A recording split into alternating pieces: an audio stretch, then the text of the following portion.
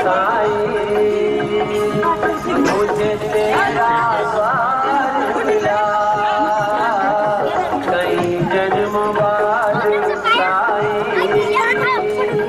मुझे तेरा द्वार मिला। कितना जग का पालनहार मिला, तूफान में है नैया, इस भव से पार कर दो शिरडी साईं बाबा, रहमत की नजर कर दो।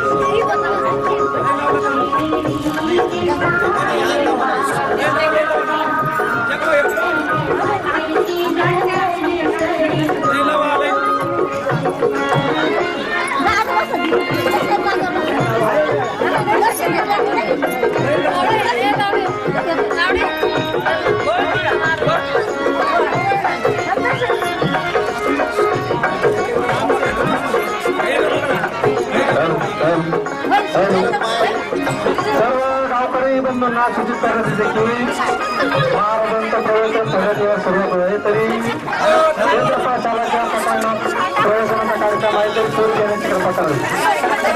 लाडगावातील ग्रामस्थांना सूचित करण्याचे देखील सर्वांनी व्यक्तीच्या शाळेच्या प्रांगणात महाराजांचं प्रवचन होणार आहे तरी सर्वांनी नकारात्मक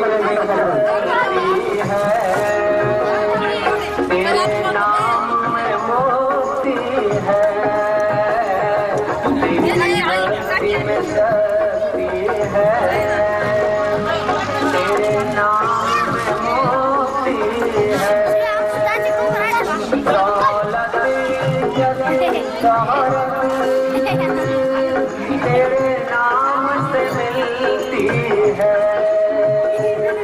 झोली फैलाई है। साईं बाबा की जय, साईं बाबा की जय, साईं श्री मनीष की जय, साईं श्री मनीष की जय, साईं श्री मनीष की जय, साईं श्री मनीष की जय, साईं श्री मनीष की जय, बाबा की जय, बाबा की जय, साईं श्री मनीष की जय, साईं श्री मनीष की जय।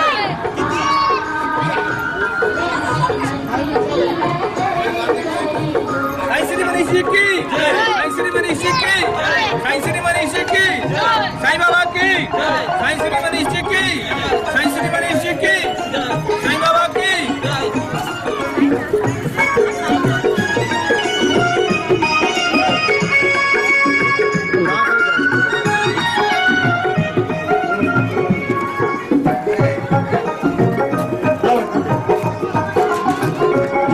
येतेच आहे ना।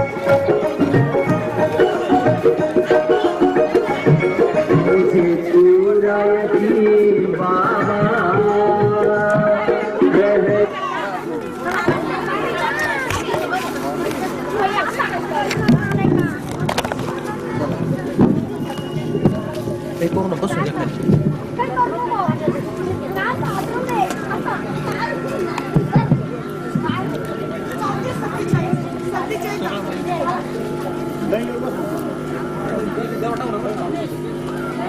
बोलिए सच्चिदानंद सदगुरु साईनाथ महाराज की जय।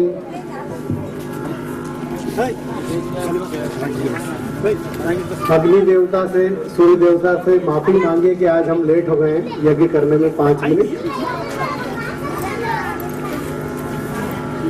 आंखें बंद कर सबसे पहले माफी मांगेंगे, उसके बाद आहुति डालेंगे, क्योंकि इस यज्ञ का सबसे महत्वपूर्ण हिस्सा ही समय है कि समय पर आहुति डाली जाती है। 5 मिनट हम लेट हो गए हैं, सभी लोग आंख बंद करके पहले क्षमा प्रार्थना करेंगे, उसके बाद हम आहुति डालेंगे। हे सूर्य देवता, हे अग्नि देवता, हे प्रजापति देवता, हे साईनाथ महाराज, आज हमसे यज्ञ में त्रुटि हुई है, उसके लिए हम क्षमा प्रार्थी हैं। आगे से ऐसी कोई त्रुटि नहीं होगी और हम समय का बिल्कुल पाबंदी से ध्यान रखेंगे। बोले सच्चिदानंद सदगुरु साईनाथ महाराज की जय। 3 चुटकी चावल हाथ में ले लीजिए। इस यज्ञ के विधान के बारे में मैं आपको यज्ञ की आहुति डालने के बाद बताऊंगा विस्तार से। अगर मैं उसके पहले बताऊंगा तो आधा 1 घंटा और लेट हो जाएगा हमारा यज्ञ। तो पहले आप 3 चुटकी चावल हाथ में ले लीजिए और ये जो चम्मच है इसमें 3 बूंद घी आता है। सिर्फ 1 चम्मच आप इस चावल के में मिलाइए।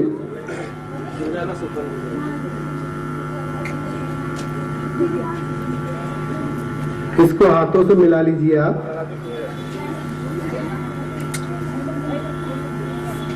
सभी ने ले लिए चावल। अच्छा, जो लोग आहुति नहीं डाल रहे हैं वो स्वाहा बोलेंगे तो भी काम होगा। जब हम स्वाहा बोलते हैं तो सारे लोग स्वाहा एक साथ बोलेंगे।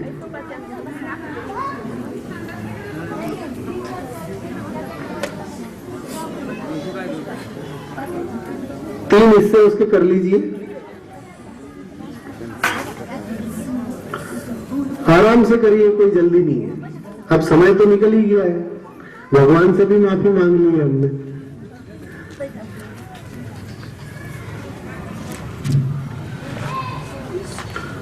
सभी के पास आहुति तैयार है। डालिए हम आहुति।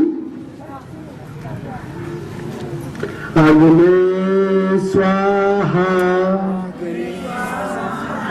इदम अग्ने इदम न मम। अब दूसरी आहुति हाथ में लीजिए। प्रजापतिये स्वाहा। आहुति डालने के बाद बोलेंगे इदम प्रजापतिये इदम न मम। तीसरी आहुति ले लीजिए हाथ में। श्री साई नाथाय स्वाहा इदम साई इदम न मम। 3 आहुति है सिर्फ। दुनिया का सबसे छोटा यज्ञ, सिर्फ 3 आहुति। और यज्ञ के फायदे ढेरों। सिर्फ एक यह यज्ञ आपके जीवन में बदलाव ला सकता है। सिर्फ एक यज्ञ। 5 मिनट सुबह करना है, 5 मिनट शाम को करना है। ढेरों इसके साइंटिफिक फायदे हैं, जिनके बारे में मैं आपको विस्तार से बताऊंगा। सबसे पहले ये बताना चाहूंगा कि ये यज्ञ क्यों बनाया है, इस यज्ञ के बनाने का कारण क्या है और यज्ञ का महत्व क्या है। जब आप चारों वेदों को आपने पढ़ा होगा, यहाँ की कोई मुझे पता नहीं किसने पढ़ा है नहीं पढ़ा है। ऋग्वेद में, यजुर्वेद में स्पष्ट उल्लेख मिलता है कि संसार की उत्पत्ति यज्ञ से ही हुई है। भगवान भी सृष्टि के निर्माण के पहले इसमें कोई बाधा नहीं आया, इसलिए यज्ञ किया करते थे। ईश्वर भी यज्ञ के माध्यम से अपनी बात को मनवाते थे।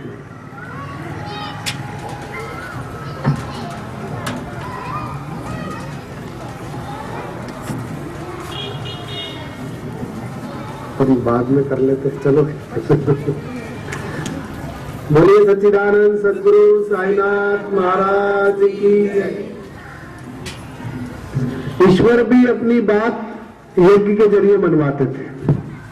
क्या जरूरत थी राम को अश्वमेध यज्ञ करने की? राम तो भगवान थे। जब भगवान थे तो उनको क्या आवश्यकता थी यज्ञ करने की? जीवन भी एक यज्ञ है और यह यज्ञ हमको सिखाता है कि हमारे आसपास का वातावरण शुद्ध हो, साथ में हमारा मन शुद्ध हो। अब वातावरण और मन कैसे शुद्ध होगा? अब जो यज्ञ होते हैं, आजकल मैं देखता हूँ कई जगह जो यज्ञ होते हैं, जो पंडित लोग लिस्ट बनाते हैं बड़ी बड़ी यज्ञ की सामग्री की। आदमी लिस्ट देख के घबरा जाता है, सोचता है कि पंडित जी इतनी बड़ी लिस्ट। जब सामान लेने जाते हैं तो पता चलता 3000, 4000 और 5000 का सामान है। तो आदमी सोचता है कि ऐसा यज्ञ करने से तो भला कुछ करे नहीं तो ज्यादा अच्छा है। 5-5 हजार रुपए यज्ञ में खर्च हो रहे हैं। ये सब चीजों को मैंने जब सोचा, जाना, समझा, तो साईं बाबा से साक्षात्कार करके दुनिया का सबसे छोटा यज्ञ बनाया। पूरा साइंटिफिक रीजन के साथ। ये वेदोक्त परंपरा पर आधारित तो है, साथ ही साइंटिफिक है, क्योंकि इसमें प्रयुक्त होने वाली सामग्री जो है उसका अपना महत्व है। कैसे? इस यज्ञ में प्रयुक्त होता है पिरामिड आकार का हवन कुंड। आपने देखा होगा ये पिरामिड आकार का हवन कुंड है। ये तांबे का जो हवन कुंड बना है, आप पिरामिड के बारे में कितने लोग जानते हैं यहाँ पर? आप में से पिरामिड के बारे में लोग जानते हैं? पिरामिड जो है मिस्र में हुआ करते हैं। पिरामिड का प्रचलन मिस्र से ही चला है। ग्रीक भाषा में इसको पायरा कहते हैं और मिस्र से जो पिरामिड का प्रचलन चला है, क्या होता है कि आपने देखा होगा कोई मर जाता है तो उसको अपन मरकुरी में रखते हैं कि नहीं, कि लाश जो है 20 दिन 30 दिन तक खराब नहीं होगी, महीने भर तक खराब नहीं होगी, क्योंकि मरकुरी के अंदर लाश बिल्कुल सुरक्षित रहती है। इसी तरह अगर पिरामिड के अंदर हम कोई चीज रखते हैं तो खराब नहीं होती है, क्योंकि पिरामिड में ऊर्जा का संचार होता है। पिरामिड ऊर्जा को अट्रैक्ट करता है, ऊर्जा को आकर्षित करता है। ऊर्जा मतलब आप समझते हो ना? ऊर्जा का मतलब है जो हम जिंदगी जीते, जो जीवन जीते, यह सिर्फ ऊर्जा के माध्यम से ही हम जिंदगी जी पा रहे हैं। जो हमको वातावरण से प्राण मिलता है, हमारे वातावरण में प्राण होता है, असंख्य संख्या में वो प्राण हमको मिलता है, उससे हमारा जीवन चलता है। अब प्राण क्या होता है? कई लोग सोचते हैं कि आत्मा से जो प्राण निकलता है वो प्राण होता है। वो तो होता ही है प्राण, कहते हैं प्राण निकल गए। प्राण निकल गए मतलब हमारे शरीर से ऊर्जा निकल गई बाहर, आत्मा हमारे शरीर से बाहर चले गई। हमारी जो आत्मा है उसको पोषक करता है प्राण, और प्राण कहाँ होता है? वातावरण में होता है। और सबसे ज्यादा प्राण पिरामिड में होता है। मिस्र के अंदर इसको मम्मी कहते हैं। बड़े बड़े आकार के आपने पर्वत देखे होंगे ऐसे पिरामिड तरीके के, नुकीले। आपको एक भाषा में और समझाता हूं मैं, आप इंडियन भाषा में समझना चाहते हैं तो मंदिर के ऊपर गुंबद बनता है। आपने देखा होगा मंदिर पे गुंबद क्यों बनाते हैं हम? क्या जरूरत है गुंबद बनाने की? घर पे क्यों नहीं बनाते आप गुंबद?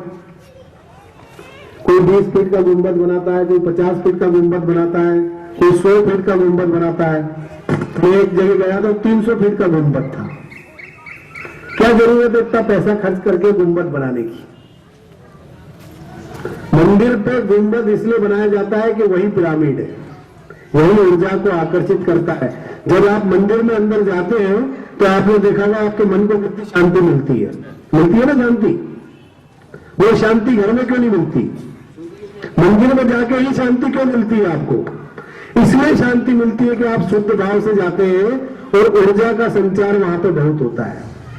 तो ये जो पिरामिड आकार का हवन कुंड है, ये ऊर्जा जो होती है वातावरण के अंदर, जो हमारे पूरे पृथ्वी लोक में जो ऊर्जा है, ये ब्रह्मांड से उस ब्रह्मांड की ऊर्जा को खींचती है, ब्रह्मांड की ऊर्जा को आकर्षित करता है। तो ये पिरामिड आकार का हवन कुंड ऊर्जा का स्रोत कह सकते हैं आप इसको। बहुत फायदेमंद है। ये पूरा डिग्री से बनाया हुआ है, वैज्ञानिक आधार पर डिग्री से तैयार किया हुआ हवन कुंड है।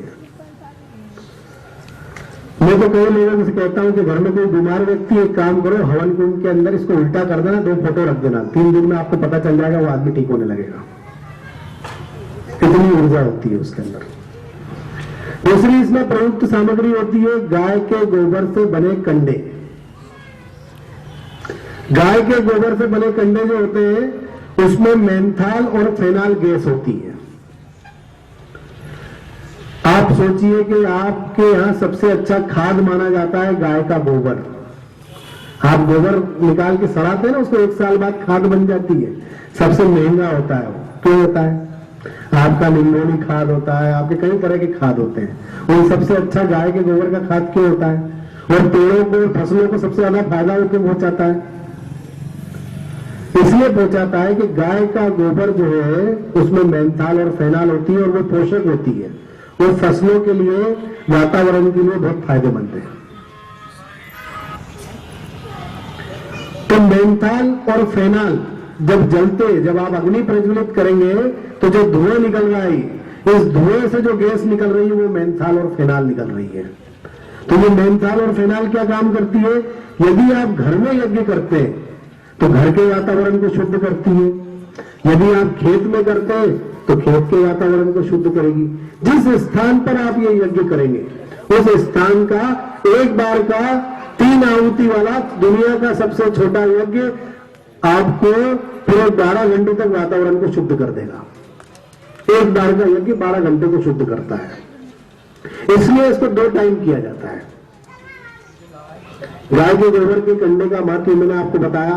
अब 2 टाइम क्यों किया जाता है, यह भी बड़ा महत्वपूर्ण जानने वाला विषय है कि ये सूर्योदय और सूर्यास्त के समय क्यों किया जाता है। हमारे वेदों में स्पष्ट रूप से इस बात का उल्लेख मिलता है कि 2 टाइम संध्या की जाती थी। पहले के जो लोग हुआ करते थे ना, सतयुग में, त्रेता युग में, द्वापर युग में, कलयुग में भी, कलयुग की शुरुआत में भी हुआ करता था ऐसा। हर नहीं होता है कि 2 टाइम संध्या की जाती थी। संध्या मतलब क्या किया जाता था? 2 टाइम ईश्वर को याद किया जाता था। संध्या का मतलब 2 समयों का मिलन। 2 समयों का मिलन, 2 समयों का मिलन मतलब सूर्योदय और सूर्यास्त का मिलन। बड़ा महत्वपूर्ण समय होता है। कहते हैं कि इस समय अगर पूजा अर्चना की जाती है, यज्ञ किया जाता है, तो 10 बार गंगा स्नान के बराबर पुण्य मिलता है। तो पूजा का जो समय होता है ना, वो 2 समयों के मिलन पर होता है। आप जब भी कोई पूजा अर्चना करते हैं, कुछ करते हैं, तो 2 समयों के मिलन पर आप करें।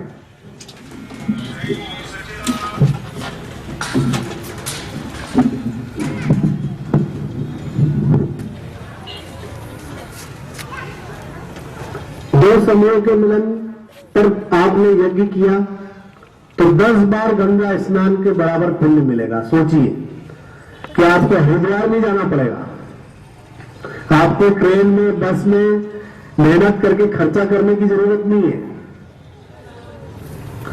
आप सुबह शाम यज्ञ कर लीजिए, 20 बार गंगा स्नान के बराबर आपको फायदा होगा, क्योंकि एक बार का यज्ञ 10 बार के गंगा स्नान पर भारी है। क्यों भाई? कि इस यज्ञ के माध्यम से आप अपने बारे में तो सोच रहे हैं, साथ में वातावरण के बारे में भी सोच रहे हैं, वायुमंडल के बारे में भी सोच रहे हैं। और ईश्वर कहता है कि जो व्यक्ति अपने बारे के साथ साथ दूसरे के बारे में सोचता है, मैं उसके साथ हूं। अगर आप लालची हो जाएंगे और ये सोचेंगे कि जीवन हमारे तक ही सीमित है, हमारे 2 बच्चे, हमारे ये, हमारा वो, दुनिया के बारे में, बाहर के बारे में आप नहीं सोचेंगे, पड़ोसी चाहे कितने दुखी हो, आप उससे पूछेंगे भी नहीं कि तेरे को क्या दुख है, तो फिर आपके जीवन का कोई मतलब नहीं है। ईश्वर आपके साथ नहीं है। ईश्वर आपके साथ तभी रहेगा जब आप अपने साथ साथ दूसरे के बारे में सोचना शुरू करेंगे। एक किस्सा मुझे ध्यान है, शायद मैंने पिछले 2-3 कथा के पहले कहा था। 2 व्यक्ति मर के ऊपर जाते हैं स्वर्ग में। 2 व्यक्ति स्वर्ग में जाते हैं, एक धनाढ्य होता है और एक गरीब व्यक्ति होता है। एक व्यापारी होता है और एक निर्धन व्यक्ति होता है। जब ऊपर जाते हैं तो धनाढ्य व्यक्ति देखता है कि निर्धन जो व्यक्ति है, गरीब व्यक्ति जो है, उसका स्थान स्वर्ग में उससे ऊपर है। तो भगवान से लड़ पड़ता है, यमराज से। वो कहता है कि मैंने आपको, भगवान को हमेशा घी का दीपक लगाया मंदिर जाकर, और इस व्यक्ति ने तेल का दीपक लगाया, फिर भी इसका स्थान मेरे से ऊपर है। ऐसा क्यों? मेरे साथ भेदभाव हुआ है। तो यमराज कहते हैं कि तूने जो दीपक लगाया वो मतलब के साथ लगाया, और इसने जो दीपक लगाया वो दूसरे को सोच के लगाया। तुमने बोला कैसे? बोले घर में दीपक लगाता था, इसके घर में उजाला नहीं था, तो ये उसके लिए दीपक जलाया करता था। तो दीपक हमेशा देहरी पे जलाया करता था। देहरी मतलब समझते हैं ना, घर का जो दरवाजा होता है मेन बाहर का, उस पर दीपक जलाया करता था। वो क्यों जलाया करता था? कि बाहर भी उजाला नहीं था तो घर में भी उजाला है और बाहर भी उजाला है, ताकि जो राहगीर वहां से गुजरे वो गिरे नहीं। तो उसने अपने साथ साथ दूसरों के बारे में भी सोचा, और तेने सिर्फ अपने बारे में सोचा, इसलिए इसका स्थान ऊपर है। तो सोचिए,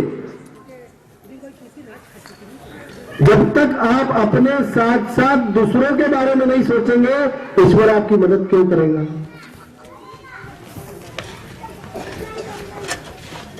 क्यों आपकी मदद करेगा? तो मैं आपसे बता रहा था कि दो समयों के मिलन पर इस यज्ञ को किया जाता है। इस यज्ञ का सबसे बड़ा फायदा यह है कि आप अपने साथ साथ दूसरों के बारे में सोचते हैं, और दूसरों के बारे में ऐसे सोचते हैं कि जब धुआं वायुमंडल में जाता है तो वायुमंडल शुद्ध होता है, और वायुमंडल शुद्ध होगा तो प्रकृति वरदान के रूप में आपको सुख और समृद्धि देगी। आज ये जो हाहाकार मचा हुआ है आपके क्षेत्र में, महाराष्ट्र में, औरंगाबाद में, पुणे में, नासिक में, पानी नहीं है। गांव गांव लोग परेशान हो रहे हैं कि पानी नहीं है, पानी नहीं है, पानी नहीं है। ये पानी बरसात के कारण नहीं है, ये ईश्वर का प्रकोप है आपके लिए। ये यहाँ के संतों के लिए चुनौती है जो इस धरती पर काम कर रहे हैं, लेकिन अभी तक आपको सही दिशा में नहीं ले जा पाए। यहाँ के जो संतों के लिए चुनौती है कि आपको धर्म का असली मतलब नहीं समझा पाए। क्यों पानी नहीं है यहाँ पर? महाराष्ट्र में ही पानी क्यों नहीं है? यहां से 200 किलोमीटर जाइए, इतना पानी है कि 3 साल पानी नहीं गिरेगा तो काम चलता रहेगा। पर आपके यहां पानी नहीं है। पिछले 2 साल से 3 साल से आपके पानी इसलिए नहीं है कि ईश्वर का प्रकोप आपके ऊपर हुआ है। आप उस चीज को समझ नहीं पा रहे हैं।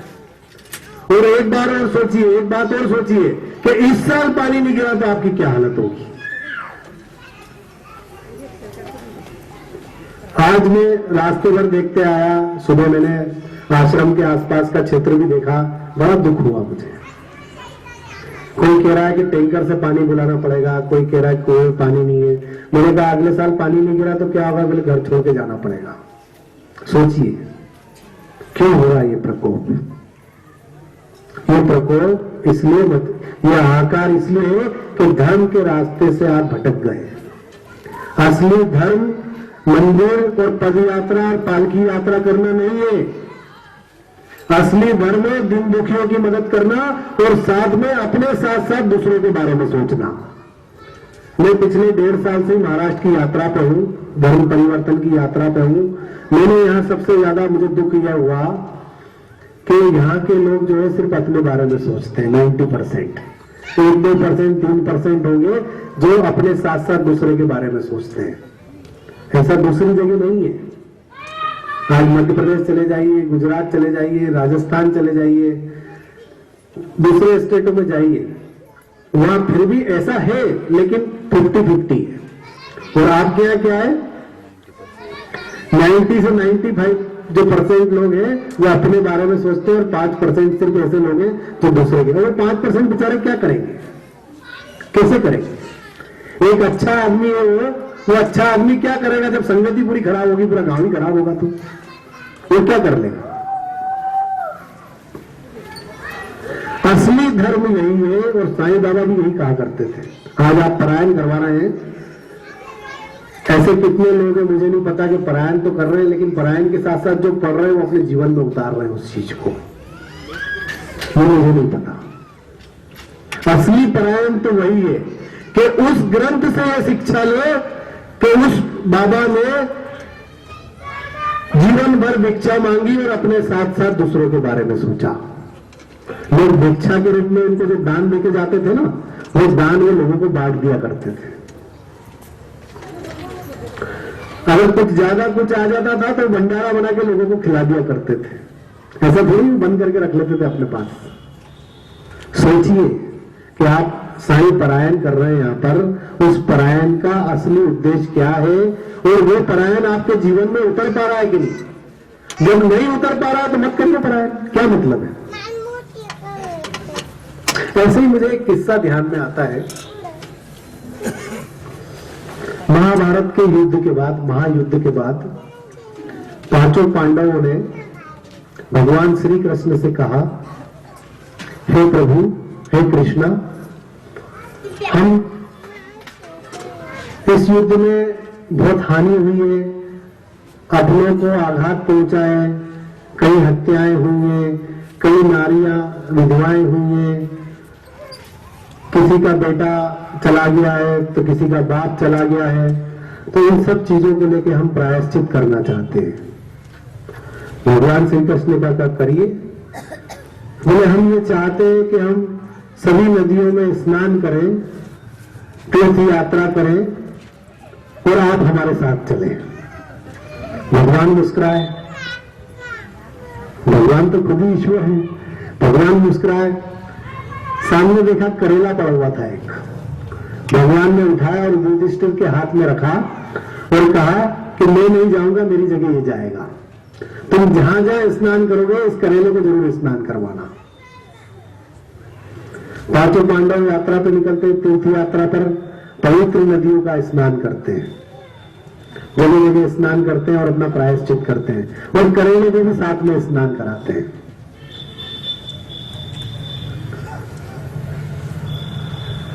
यात्रा के बाद जब पहुंचते हैं वापस, दरबार में श्री कृष्ण बैठे होते हैं। भगवान श्री कृष्ण से युधिष्ठिर कहते हैं, हे वासुदेव, हमारी यात्रा सफल हुई, हमने प्रायश्चित किया। भगवान मुस्कुराते हुए कहते हैं कि मैंने जो करेला दिया था वो कहाँ है? करेले का मतलब जानते ना महाराज जी, क्या कहते हैं उसको? कारला। बोले वो कहाँ है कारला? तो युधिष्ठिर भगवान के हाथ में कारला रखते, भगवान कहते हैं कि इसमें इसको सब में बंटवा दीजिए, कटवा के। युधिष्ठिर बड़े आश्चर्यचकित होते। करेला काटा जाता है और दरबार में बैठे सभी व्यक्तियों को बांटा जाता है,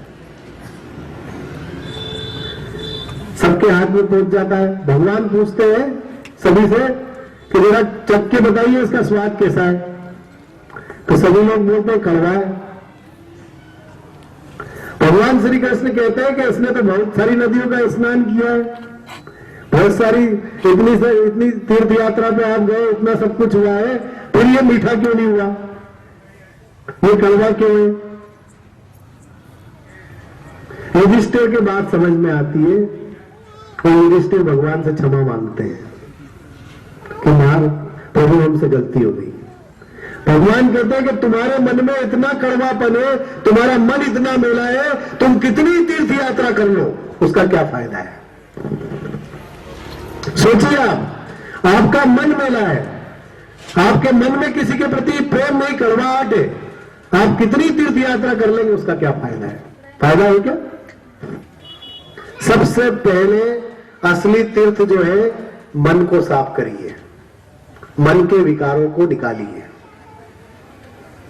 जब मन के विकार निकल जाएंगे, आप अपने साथ साथ दूसरों के बारे में सोचना शुरू कर देंगे, उस दिन आपके जीवन में बदलाव आना शुरू हो जाएगा। मुझे नहीं पता, मैं मराठी में बोल नहीं पाता हूं, इसलिए हिंदी में बोल रहा हूं, आप समझ पा रहे हैं कि नहीं चीजों को? फिर भी मेरा प्रयास होगा कि मैं आपको अच्छे से समझा सकूं, और अगर कोई क्षमा हो तो उसके लिए त्रुटि, मतलब माफी मांग, और कोई त्रुटि हो तो उसके लिए क्षमा चाहता हूं। तो सोचिए आप कि करेले ने सारे तीर्थों का स्नान किया 5 पांडवों के साथ, फिर भी वो कड़वा के कड़वा था। आपका स्वभाव जब नहीं बदल सकता तो ईश्वर आपकी मदद कर, कितने ही स्नान कर लीजिए, कितनी पालकी यात्रा निकाल लीजिए, कोई फायदा नहीं है उसका। तो यह यज्ञ के अंदर सबसे बड़ी चीज यह है कि आप अपने साथ साथ सृष्टि के, प्रकृति के बारे में सोचते हैं, क्योंकि इसका जो धुआं निकलता है वो प्रकृति को शुद्ध करता है। प्रकृति, वायुमंडल हमारा शुद्ध होगा तो ये जो प्रकोप है आपके सामने जो आया है, बरसात नहीं हो रही है, सूखा पड़ रहा है, ये प्रकोप नहीं आएगा। जब प्रकृति आपके साथ होगी तो बारिश आपके यहां अगर 110 सेंटीमीटर होना है तो 110 की बजाय 120 होगी। तो प्रकृति को ध्यान में रख के इस यज्ञ को तैयार किया है। प्रकृति घर का वातावरण भी है, बाहर का वातावरण भी है। हमारी जो जिंदगी चलती है ना, वो हवा और पानी के संतुलन से चलती है। हवा और पानी का संतुलन हमारे जीवन में और हमारे शरीर में होना बहुत आवश्यक है। हमारे शरीर में जब हवा पानी का संतुलन बिगड़ जाता है ना, तो हम बीमार होते हैं। और घर में बिगड़ जाता है तो घर में सकारात्मक जो ऊर्जा होती है उसकी बजाय नकारात्मक ऊर्जाएं आती है। तो हवा और पानी के संतुलन को भी यह यज्ञ सुधारता है, क्योंकि प्रकृति जब सुधर जाएगी तो हवा और पानी का संतुलन बराबर रहेगा। इसके बाद इस यज्ञ में शामिल है गाय का शुद्ध घी। भैंस के दूध से बना घी इसमें काम नहीं करता है, गाय का शुद्ध घी होना जरूरी है। गाय का शुद्ध घी क्या काम करता है? आपने देखा होगा कि कोई व्यक्ति बीमार होता है, कोई शरीर में गांठ होती है, तो डॉक्टर कहता है कि ये गांठ निकालना पड़ेगी। निकालने के लिए क्या करना पड़ता है? ऑपरेशन करना पड़ता है। ऑपरेशन थिएटर के अंदर जो औजार होते हैं वो औजार साफ नहीं होंगे तो आपकी क्या हालत होगी? रिएक्शन हो जाएगा ना। ऑपरेशन तो हो गया, औजार साफ नहीं था, रिएक्शन हुआ तो वो घाव आपका ठीक ही नहीं हो पाएगा और वो ऐसी हालत हो जाएगी कि वो बीमारी बढ़ते जाएगी और आप मर जाएंगे। तो औजारों को साफ करने के लिए जो गैस उपयोग में लाई जाती है वो है फार्मलिन। और फार्मलिन कहां से बनती है? गाय के शुद्ध घी से। तो सोचिए, जब गाय का शुद्ध घी चावल के अंदर मिलके उन गाय के गोबर से बने हुए कंडों पर जाएगा तो कितनी गैसें निकली? मेंथाल, फेनॉल और फार्मलिन। और ये क्या होती है? ये वातावरण को शुद्ध करती है, मन को शुद्ध करती है, और इनमें इतने पोषक तत्व पाए जाते हैं कि जिससे हमारा शरीर जो है, शरीर की जो बीमारियां हैं वो सारी खत्म हो जाती है। तो गाय का गोबर से बना कंडा, गाय का शुद्ध घी और चावल। चावल क्यों प्रयुक्त किए जाते हैं? हमारे वेदों में भी इस बात का स्पष्ट उल्लेख मिलता है कि पूजा जो अर्चना जो की जाती है वो चावल से की जाती है। एक तो वेदोक्त परंपरा हो गई, दूसरा चावल ही एकमात्र ऐसा पदार्थ है जो पूरे विश्व में मिलता है, पूरे विश्व में मिलता है। आज अगर हम उसमें चावल की बजाय गेहूं रख देते तो साउथ में जाते तो गेहूं का पता ही नहीं है। हम कनाडा चले जाते हैं तो पता चला गेहूं क्या होता है वो जानते ही नहीं है। विश्व के अलग अलग जगहों पर अलग अलग चीजें होती है, लेकिन चावल सब जगह होता है। हर जगह चावल आपको मिलेगा, इसलिए चावल को शामिल किया गया है। अब यज्ञ क्या है? यज्ञ क्यों किया जाता है? यज्ञ का मतलब होता है जो अग्नि इसमें प्रज्वलित होती है वो भगवान का मुंह है। जो अग्नि है वो भगवान का मुंह है। चावल क्या है? और घी, चावल जो है भगवान का भोजन है, और घी क्या है? भगवान का पानी है। मतलब आप यज्ञ के माध्यम से दोनों समयों के मिलन पर भगवान को भोजन कराते हैं। सोचिए, भगवान को आप भोजन कराते हैं, मंत्र साथ में मंत्रों का उच्चारण भी करते हैं, तो मंत्र स्नान भी होता है और भोजन भी होता है। उसका कितना फायदा है? तो दुनिया का सबसे छोटा यज्ञ मात्र 70 रुपए में करने वाला यज्ञ, 50 रुपए का गाय का शुद्ध घी, 10 रुपए के गोबर के कंडे, 5 रुपए के चावल और 5 रुपए का कपूर। 70 रुपए महीने का खर्च है बस। और खुशियां कितनी है? 70 लाख की, 70 करोड़ की। जब आप करने लगेंगे तो आपको फील होने लगेगा। 3 महीने, 4 महीने, 6 महीने में आपके जीवन में बदलाव आने लगेगा, क्योंकि आप अनुशासन में रहकर यज्ञ करेंगे, 2 समयों के मिलन पर करेंगे। आपका मन में जो है सकारात्मक भाव आएंगे, सकारात्मक ऊर्जा आएगी, आप अच्छा सोचने लगेंगे। आपका मन जब गलत चीज की तरफ जाएगा तो ऑटोमेटिकली वापस सही जगह आ जाएगा। तो सकारात्मक भावों को पैदा करता है ये यज्ञ, आपके मन की सकारात्मक ऊर्जा को बढ़ाता है। इसके बाद इसमें प्रार्थना को शामिल किया गया है। आपने देखा होगा कि किसी भी धर्म में, चाहे कोई भी धर्म हो, प्रार्थना अवश्य की जाती है। और कहीं ना कहीं हमको प्रार्थना की ही आवश्यकता है। प्रार्थना मीन्स दुआएं। लाख दुआओं के बाद हमको कोई चीज मिलती है ना। कई बार आप ये सोचिए, किसी औरत को, किसी लेडी को अगर बच्चा नहीं होता है तो कितनी प्रार्थना करती है ईश्वर से, हे प्रभु 10 साल हो गए, 15 साल हो गए, बच्चा दे दीजिए, बहुत दुखी हुई। ये प्रार्थना ही है। हम हमारी बात प्रार्थना के रूप में ईश्वर के सामने व्यक्त करते हैं। प्रार्थना का और कोई मतलब नहीं है।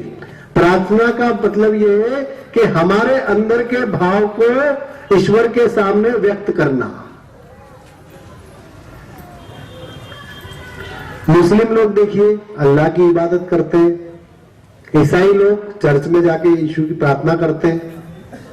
सभी धर्मों में प्रार्थना का महत्व है। हमारे सनातन धर्म में हम मंत्रों के द्वारा प्रार्थना करते हैं, और वह दूसरे धर्मों में जब प्रार्थना होती है सीधे अपने विचारों को व्यक्त कर दिया जाता है। प्रार्थना की शक्ति बहुत बड़ी शक्ति होती है। प्रार्थना ही एक ऐसी चीज है जो ईश्वर और आपके बीच में कनेक्टिविटी का काम करती है। जैसे आपका मोबाइल है ना, आपने देखा होगा मोबाइल में रेंज नहीं रहती तो आप कितना परेशान हो जाते हैं कि फोन ही नहीं लग रहा है। ऐसे ही ईश्वर और आपके बीच कनेक्टिविटी होती है प्रार्थना के माध्यम से। लेकिन मैं ऐसा सोचता हूं, ऐसा देखा मैंने कि 99% लोग ईश्वर से कनेक्ट ही नहीं हो पाते हैं। क्यों नहीं हो पाते? कि वो ईश्वर की भक्ति भी करते हैं लेकिन भाव के साथ नहीं करते हैं। तो प्रार्थना करने के लिए सबसे पहले भाव की आवश्यकता है। और भाव कैसे बनेगा? जब तक आप में किसी के प्रति श्रद्धा नहीं होगी, भाव बन ही नहीं सकता। आप प्रार्थना कीजिए, ईश्वर से कनेक्ट होइए। और कैसे कनेक्ट होना है? आप सोचिए कि एक बेटा अपनी माँ से कितने प्रेम से मांगता है, मम्मा कुछ दे दो, मम्मा मुझे लाके दे दो, मम्मी ये दे दो, मम्मी वो दे दो, है? अगर वो माँ से लड़के मांगेगा कोई चीज तो मिलेगी क्या? एक बार तो दे देगी माँ, दूसरी बार कहेगी डांट देगी उसको, एक थप्पड़ मार देगी ना थप्पड़। और अगर वो विनती करेगा अपने माँ से कि माँ मुझे ये चीज चाहिए, बड़े प्यार से विनती करेगा तो माँ उसको उपलब्ध करा देगी उस चीज को। ऐसे ही आप जो प्रार्थना करते हैं, आप उस ईश्वर से माँ और बाप के रूप में अगर प्रार्थना करेंगे तो आपको बहुत जल्दी वो चीज मिलेगी। एक किस्सा मुझे मांगने वाली बात पर याद आ रहा है। 3 साल पहले एक लड़की मेरे पास आई थी और कहती है कि महाराज जी मैं एक लड़के से बहुत प्रेम करती हूँ, आप कुछ ऐसा कर दीजिए कि मेरी इससे शादी हो जाए। 2 मिनट तक मैं सोचता रहा। मैंने बाबा से बात की। बाबा से बात करने के बाद मुझे उत्तर आया कि ठीक नहीं होगा इसका शादी करना उससे। तो मैंने कहा बेटा तेरी शादी के योग उस लड़के से नहीं है, तो शादी मत करना उससे। बहुत रोई वो। मैं तो बहुत प्यार करती हूँ, महाराज जी कुछ करिए आप, मैं बहुत प्यार करती हूँ उसको। मेरी बात अनाम है यहाँ। मैंने कहा कि मेरे को जो उत्तर आया है उस हिसाब से तुम्हारी शादी का उससे योग नहीं है, तुम मत करो उससे शादी। मैंने मेरी विनती है आपसे, मैंने कहा तुम मुझसे प्रार्थना कर रही हो बार बार, तुम उस ईश्वर से भी प्रार्थना करोगी, लेकिन उस ईश्वर ने जरूर तुम्हारे बारे में कुछ अच्छा सोचा होगा, इसलिए मैं तुमको ना कर रहा हूं शादी के लिए। लड़की बड़ी टेंशन में थी। फिर दूसरे दिन आई, तीसरे दिन आई, हर बार मेरा एक ही जवाब था। अभी 2.5 साल बाद 6 महीने पहले मेरे पास वो आई, मेरे कदमों में गिर के रोने लगी कि आपने जो कुछ कहा था बहुत अच्छा कहा था, मैंने आपकी बात मान ली, नहीं तो मेरा जीवन बर्बाद हो जाता। मैंने क्यों बेटा? मैंने महाराज जी जिस लड़के से मैं शादी करने जा रही थी वो ऑलरेडी 2 महिलाओं से पहले शादी कर चुका था। मुझे बाद में पता चला वो शराब पीता है, वो जुआ खेलता है और अपने माता पिता पर भी हाथ उठाता है। आपने मुझे बचा लिया। तो आप प्रार्थना करते हैं, इसका मतलब ये नहीं कि ईश्वर आपकी हर बात सुन लेगा। ईश्वर भी जानता है कि आपको किस समय पर क्या देना है, आपके लिए क्या चीज किस समय पे उसको देना है। कई लोग जाते हैं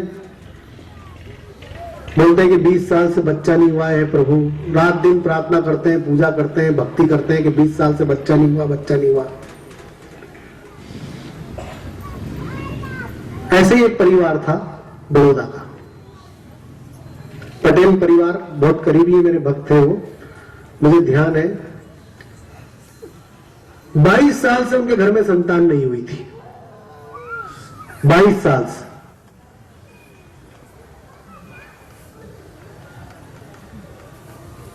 बहुत मन्नतों के बाद, बहुत पूजा के बाद ईश्वर ने उनकी सुनी। कई महाराज ने, कई संतों ने उनसे कहा कि संतान के योग नहीं है आपके, फिर भी वो नहीं माने, खूब इधर उधर से खूब वो करके ईश्वर ने कहा कि चलो ठीक है, दे ही देते हैं अब संतान, तुम भुगतो। संतान दे दी, एक संतान उनको हुई। बहुत बड़े बिल्डर है बड़ौदा के, बहुत पैसा है, लेकिन पैसा किस काम का? बच्चा बड़ा हुआ, 19 साल का हुआ, 19 साल से ही वो ड्रग लेना शुरू कर दी उसने, ब्राउन शुगर पीता है और दिन भर घर में पड़ा रहता है। माँ बाप कुछ बोलते हैं तो माँ बाप पे हाथ उठाता है, और वही परिवार कह रहा है कि भगवान गलती हो गई, संतान नहीं होती तो ज्यादा अच्छा था। सोचिए, इस बात को सोचिए कि ईश्वर से आप मांग रहे हैं किसी चीज को, बार बार मांग रहे हैं, बार बार मांग रहे हैं, बार बार मांग रहे हैं, भगवान आपको नहीं दे रहा है। वो आपके अच्छे के लिए ही नहीं दे रहा है किसी चीज को। और जब उसको देना होगा, उसको सब पता है। ईश्वर के लिए सब बराबर है, हमारे लिए सब बराबर है। वो किसी से भेदभाव नहीं करता। कई लोग तो उसको भला बुरा कहते हैं ईश्वर को, कई लोग ईश्वर को मानते ही नहीं है, कहते हैं कि ईश्वर नाम की कोई चीज नहीं है इस दुनिया में, लेकिन फिर भी ईश्वर उनको रोटी देता है, फिर भी उनका ध्यान रखता है, क्योंकि उसके लिए सब बराबर है।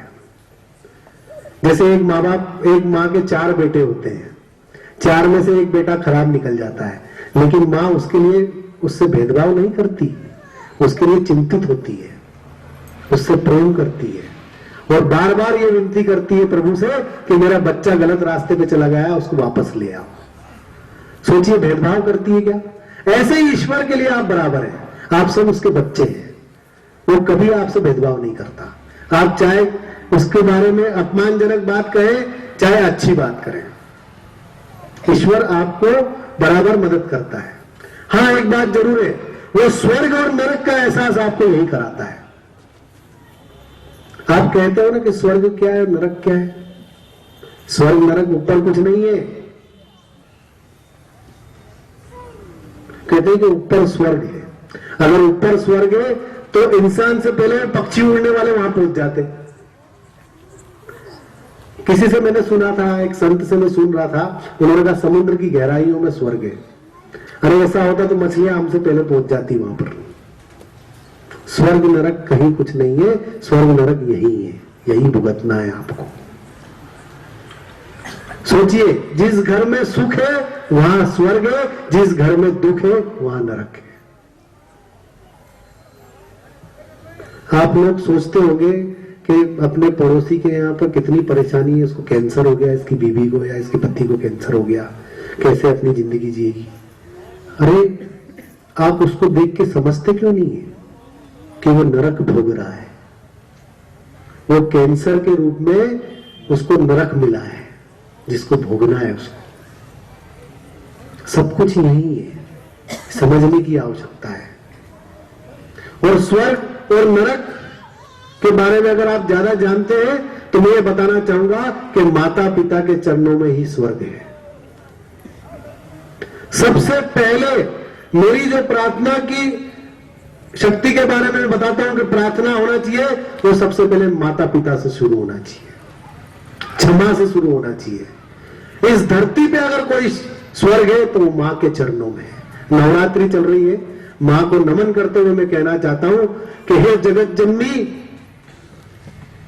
आप ही ने तो स्वर्ग और नरक का रास्ता दिखाया है, आपके चरणों में स्वर्ग है, जो आपके चरणों में शीश नवाता है उसको आप स्वर्ग देती है, जो आपके चरणों में शीश नहीं झुकाता है आप उसको नरक देती है। ऐसे ही बच्चे अपने माँ बाप को पूछते नहीं है। आप सोचिए माँ कितनी प्रिय चीज है। एक आपसे मैं कहना चाहूंगा, आप 5 किलो वेट उठा के दिखाइए मेरे को 3 दिन तक लगातार एक हाथ में। आप नहीं उठा सकते। उठा पाएंगे 5 किलो वेट? हाथ में आप 5 किलो वेट 3 दिन तक नहीं उठा सकते, आपके हाथ दर्द होने लगेंगे। सोचिए 9 माह तक मां अपने कोख में बच्चे का वजन कैसे उठाती होगी। एक मां 9 माह तक अपने बच्चे का वजन कोख में कैसे उठाती होगी। मां से बड़ी दुनिया में कोई चीज नहीं है। कहते हैं ना, पूरे शास्त्रों की शुरुआत अगर होती है तो मां से होती है। तोमेव माता च पिता तोमेव। भगवान ने पिता को पहले क्यों स्थान नहीं दिया, मां को क्यों दिया? आरती भी हम करते हैं ओम जय जगदीश की, सबसे बड़ी आरती है मात पिता तुम मेरे शरण गहूं में किसकी। कहते हो ना, मां को पहले क्यों लेके आते हैं आप? मां से बड़ा इस दुनिया में कुछ नहीं है। और आज सबसे बड़ी बात यह है कि धर्म भटक गया है, धर्म की परिभाषा बदल गई है। लोग भगवान की पालकी यात्रा में, बाबा की पालकी यात्रा में हजारों लाखों जा रहे हैं, लेकिन उसमें से कई हजारों लोग ऐसे होंगे कि जिनके माता पिता रो रहे हैं, माता पिता को पूछते नहीं है वो। तो इस ईश्वर के पास जाने का मतलब क्या है? भगवान आपकी कोई मदद नहीं करेगा अगर आपके माता पिता आपके प्रति उनका प्रेम का भाव नहीं है। तो मां के मन से, पिता के मन से दुआएं निकलना चाहिए, बद्दुआएं नहीं निकलना चाहिए। आज जो समाज का पतन हो रहा है, आज जो बीमारियां आ रही है, ये जो प्राकृतिक आपदा आ रही है, उसके पीछे कारण ये है कि हम भगवान की मूर्ति की पूजा तो कर रहे हैं, घर में जो साक्षात माता पिता बैठे हैं उनकी पूजा नहीं करते, उनका अपमान करते हैं। सोचिए, एक किस्सा मुझे ध्यान है, मैं लुधियाना के अंदर 2004 की घटना है। एक पंजाबी फैमिली है, उसने मुझे बुलाया, मैं उनके घर गया तो मैंने पूछा कि आपके माता पिता कहाँ हैं? बोले पिताजी का तो स्वर्गवास हो गया है, माताजी जो है वृद्धाश्रम में रहती है।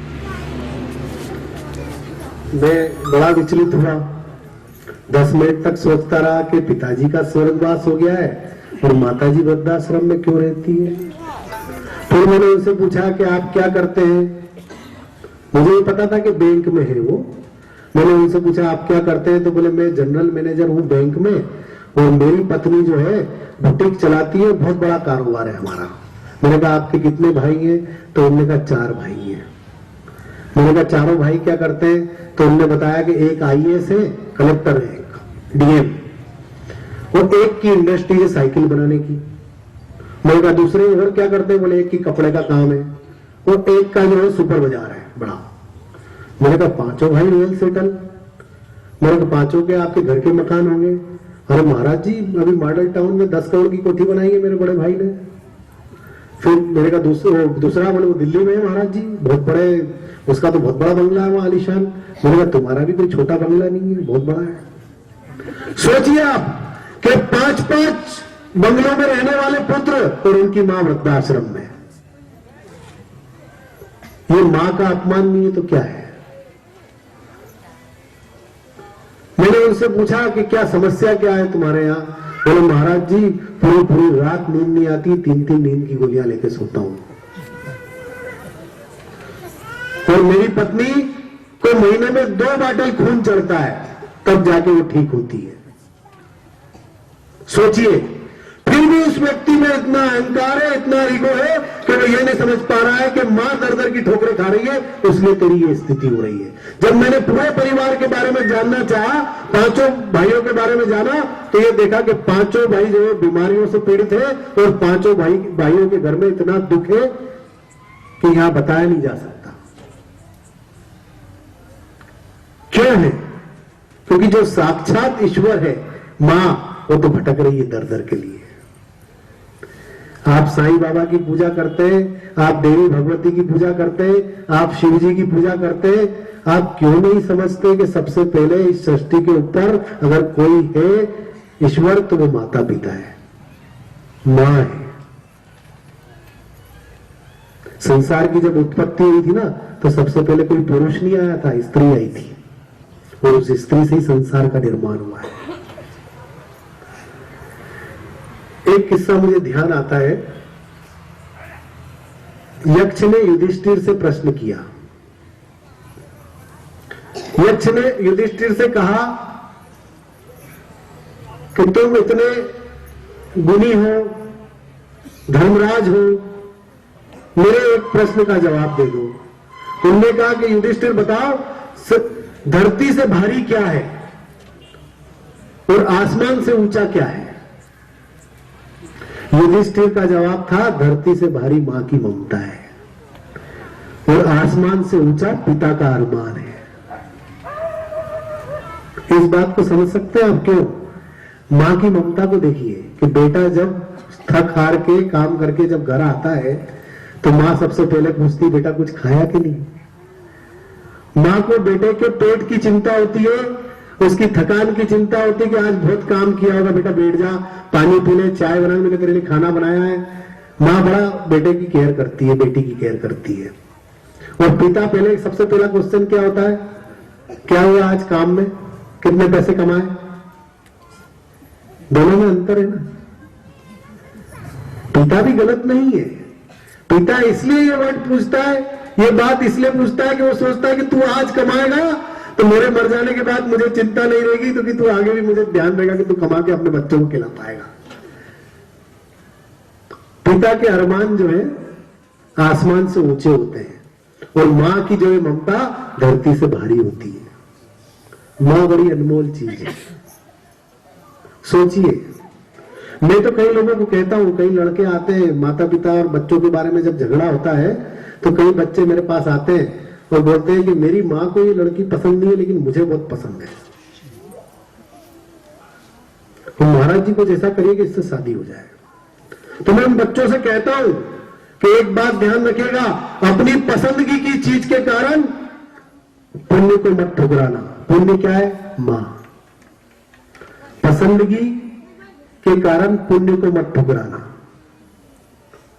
सोचिए आप, इस धरती पे अगर सबसे बड़ी कोई अगर आप पुण्य करते हैं तो उसकी शुरुआत मां से ही होती है, पिता से ही होती है, माता पिता से होती है।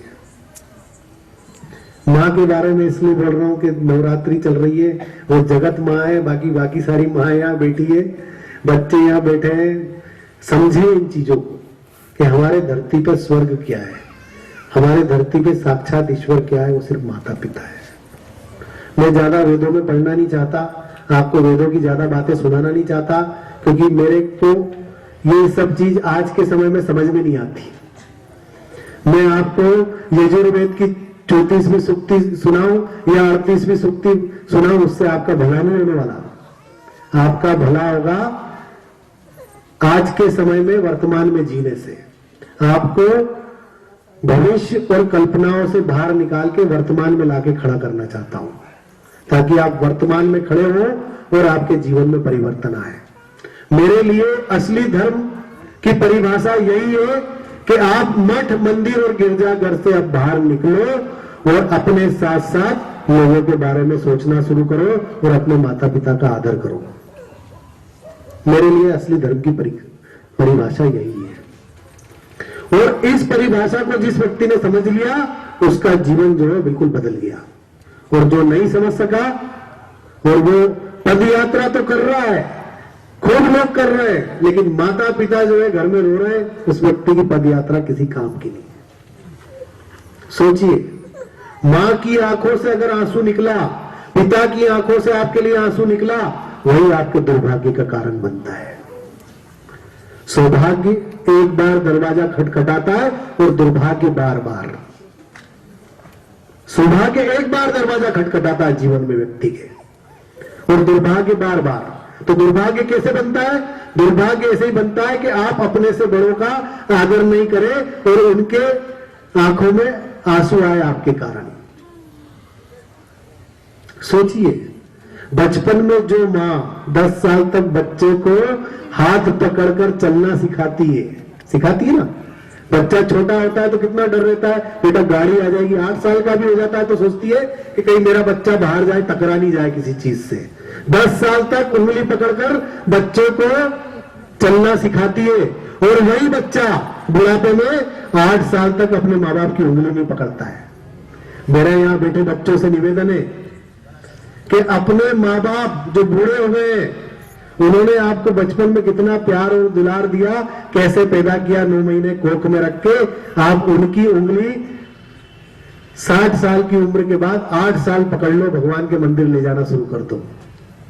आप अपनी माँ को उंगली पकड़ के भगवान के मंदिर तक ले जाएंगे, सोचो कितनी दुआएं देगी आपको। वो कहेगी कि भगवान ऐसा बेटा सबको दे।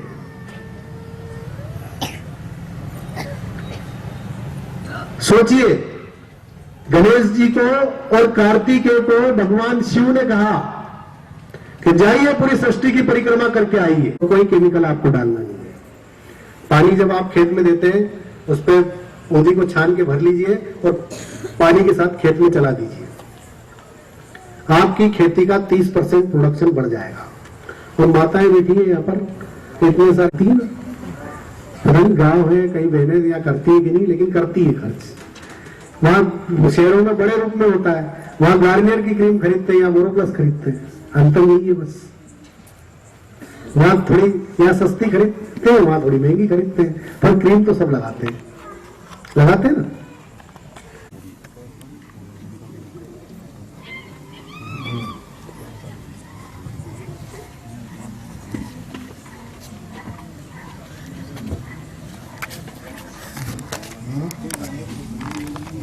तो देखिए, शुरू करिए आपके घर में।